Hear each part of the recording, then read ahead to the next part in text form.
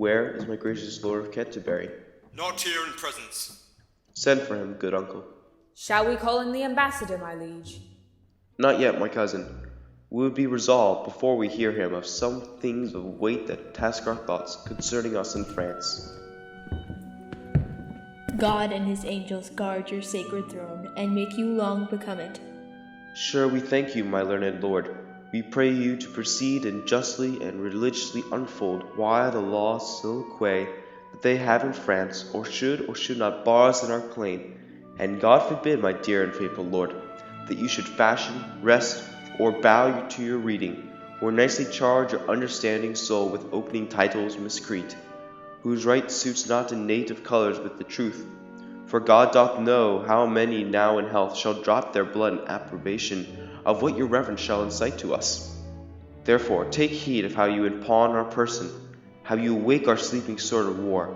We charge you, in the name of God, take heed, for never two such kingdoms did contend without much fall of blood, whose guiltless drops are every one a woe, a sore complaint against him, whose wrong gives edge unto the swords that make such waste in brief mortality. Under this scourgation, speak, my lord, for we will hear, note, and believe in heart that what you speak is in your conscience, washed as pure as sin with baptism. Then hear me, gracious sovereign, and you, peers, that owe yourselves, your lives, and services to this imperial throne. There is no bar to make against your highness's claim to France, but this, which they produce from Pharamond. In terram silicam mulieres ne succedunt, no woman shall succeed in Salic land, which Salic land the French unjustly gloze to be the realm of France, and Pharamond the founder of this law and female bar. Yet their own authors faithfully affirm that the land Salic is in Germany, between the floods of Sala and Elbe, where Charles the Great, having subdued the Saxons, there left behind and settled certain French, who, holding in disdain the German women for some dishonest manners of their life, established then this law, to wit, no female shall be inheritrix in Salic land, which Salic, as I said, twixt Elbe and Sala, is at this day in Germany called Mison.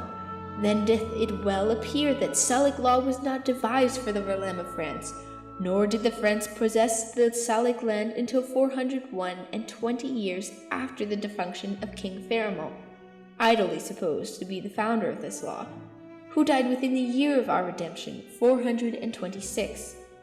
And Charles the Great subdued the Saxons, and did sit the French beyond the river Sala, and in the year 805. Besides, their writers say King Pepin, which disposed Childeric, did as heir general, being descendant of Bithelin, which was daughter to King Colothar, made claim and title to the crown of France. Hugh Capet also, who usurped the crown of Charles, the Duke of Lorraine, sole heir male of the true line and stock of Charles the Great, defined his title with some shows of truth, though in pure truth it was corrupted not, conveyed himself as heir to the Lady Lingare, daughter to Charlemagne, who was the son of Louis the Emperor, and Louis the son of Charles the Great. Also Louis X, who was sole heir to the usurper Capet, could not keep quiet his conscience wearing the crown of France, till satisfied that fair Queen Isabel, his grandmother, was lineal to the Lady Emengare, daughter to Charles the aforesaid Duke of Lorraine, by which marriage the line of Charles the Great was reunited to the crown of France, so that, as clear as is the summer sun, King Pepin's title and Hugh Capet's claim, King Louis's satisfaction, all appear to hold in right and title of the female. So do the kings of France unto this day. Howbeit, they would hold up this Salic law to bar your highness claiming from the female, and rather choose to hide them in a net than apply and to embar their crooked titles, usurped from you and your progenitors. May I, with right and conscience, make this claim? The sin upon my head, dread sovereign. For in the book of Numbers it is writ, when a man dies, let the inheritance descend unto the daughter. Gracious Lord, stand for your own. Unwind your bloody flag. Look unto your mighty ancestors. Go, my dread lord, to your great grandsire's tomb from whom you claim. Invoke his warlike spirit, and your great uncle's Edward the Black Prince, on whom the French crown played a tragedy, making defeat of the full power of France, whilst his most mighty father stood on a hill, smiling, to behold his lion's whelp forage in the blood of French nobility. O noble English, that could entertain with half their forces the full pride of France, and let another half stand laughing by, all out of work and cold for action. Awake remembrance of these valiant dead, and with your puissant arm renew their feats. You are their heir, you sit upon their throne, the blood and courage that renown them runs in your veins, and my thrice puissant liege is in the very May-morn of his youth, ripe for exploits and mighty enterprises. Your brother kings and monarchs of the earth do all expect that you should rouse yourself, as did the former lions of your blood. They know your grace hath cause and means and might. So hath your highness. Never king of England had nobles richer and more loyal subjects, and whose hearts have left their bodies here in England and lie pavilioned in the fields of France. Oh, let their bodies follow, my dear liege, with blood and sword and fire to win your right, in aid whereof we of the spirituality will raise your highness such a mighty sum as never did the clergy at one time bring into any of your ancestors. We must not only arm to invade the French, but lay down our proportions to defend against the Scot, who will make road upon us with all advantages. They of those marches, gracious sovereign, shall be a wall sufficient to defend our inland from the pilfering borderers. We do not mean the cursing snatchers only, but fear the main intendment of the Scot, who hath been still a giddy neighbour to us. For you shall read that my great-grandfather never went with his forces into France, but that the Scot of this unfurnished kingdom came pouring like the tide into a breach, with ample and brimfulness of his forces, galing the gleaned lands with hot essays, grinding with grievous siege castles and towns, that England, being empty of defence, hath shook and trembled at the ill neighbourhood. She hath been more feared than harmed, my liege. For hear her but exampled by herself, when all her chivalry hath been in France, and she hath a mourning widow of her nobles.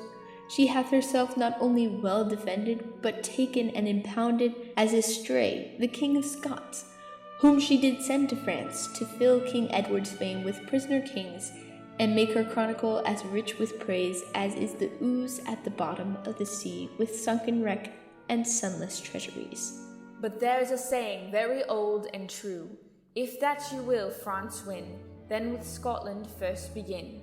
For once the eagle England being in prey, to her unguarded nest the weasel Scot comes sneaking in, and so sucks her princely eggs, playing the mouse in absence of the cat, to tear and havoc more than she can eat. It follows then the cat must stay at home. Yet that is but a crushed necessity, since we have locked to safeguard necessaries, and pretty traps to catch the petty thieves. Will that the armed hand doth fight abroad, the advised head defends itself at home. For government, though high and low and lower, put into parts, doth keep in one consent, congrene in a full and natural close, like music. Therefore doth heaven divide the state of man in divers functions, setting the endeavour in continual motion, to which is fixed as an aim or but obedience. For so work the honeybees, creatures that rule by in nature teach the act of order to a peopled kingdom.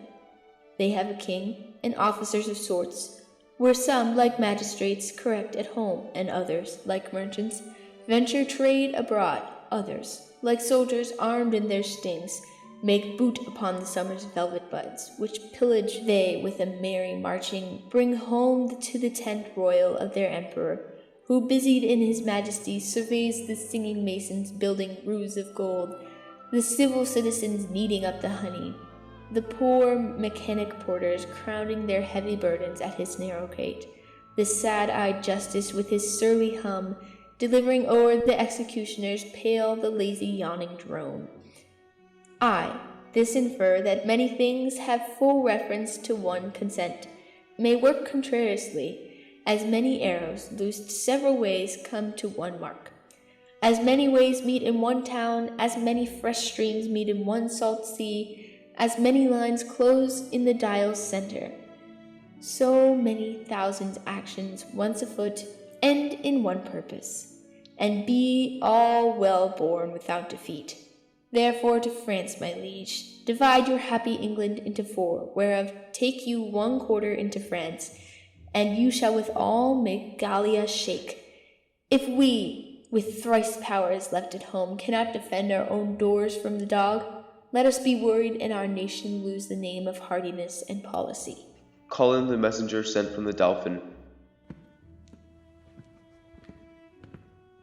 Now are we resolved, and by God's help and yours, the noble sinews of our power, France being ours, will bend it at our awe, or break it all to pieces, or there will sit ruling in large and ample empery over France, and all her almost kingly dukedoms, or lay these bones in unworthy urn, tombless with no remembrance over them. Either our history shall with full mouth speak freely of our acts, or else our grave, like Turkish mute, shall have a tongueless mouth, not worshipped with waxen emphasis. Now are we well prepared to know the pleasure of our fair cousin Dauphin, for we hear your greeting is from him, not from the king. May it please your majesty to give us leave freely to render what we have in charge, or shall we sparingly show you far off the Dauphin's meaning and our embassy? We are no tyrant, but a Christian king, unto whose graces our passion is as subject as our wretches fettered in our prisons. Therefore, with frank, with uncurred plainness, tell us the Dauphin's mind. Thus then, in few, your highness, lately sending into France, did claim some certain dukedoms in the right of your great predecessor, King Edward III, in answer of which claim, the prince our master says that you savour too much of your youth, and bids you be advised there's naught in France that can be with a nimble gallored one. You cannot revel into dukedoms there. He therefore sends you, meeter for your spirit, this ton of treasure, and, in lieu of this, desires you, let the dukedoms that you claim hear no more of you. This the Dauphin speaks. What treasure, uncle? Tennis balls, my liege. We are glad the Dauphin is so pleasant with us. His present and your pains we thank you for. When we have marched our rackets to these balls, we will, in France, by God's grace, play a set, shall strike his father's crown into the hazard. Tell me he hath made a match with such a wrangler, that all the courts of France will be disturbed with chases. And we understand him well, how he comes over us with our wilder days, not measuring what use we made of them. We never valued this poor seed of England, and therefore, living hence, did give ourselves to barbarian's license, as 'tis ever common that men are merriest when they are from home. But tell the Dauphin I will keep my state, be like a king, and show my sail of greatness, when I do rouse me in my throne of France. For that I have laid by my majesty, and plotted like a man for working days. But I will rise there with so full of glory that I will dazzle all the eyes of France, yea, strike the Dauphin blind to look on us. And tell the pleasant prince this mock of his hath turned his balls to gunstones, and his soul shall stand sword charged for the wasteful vengeance that shall fly with them. For many 1,000 widows shall this his mock out of their dear husbands, mock mothers from their sons, mock castles down, and some are yet ungotten and unborn that shall have cause to curse the Dauphin's scorn.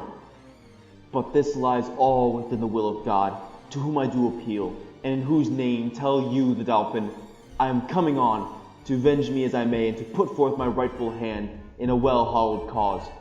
So get you hence in peace, and tell the Dauphin his jest will savour but of shallow wit, when thousands weep more than did laugh at it. Convey them with safe conduct. Fare you well. This was a merry message. We hope to make the sender blush at it. Therefore, my lords, omit no happy hour that we may give furtherance to our expedition, for we have now no thought on us but France, save those to God that run before our business. Therefore let our proportions for these wars be soon collected, and all things thought upon that with reasonable swiftness add more feathers to our wings. For God before will chide this Dauphin at his father's door. Therefore let every man now his task, his thought, and this fair action may be on foot be brought.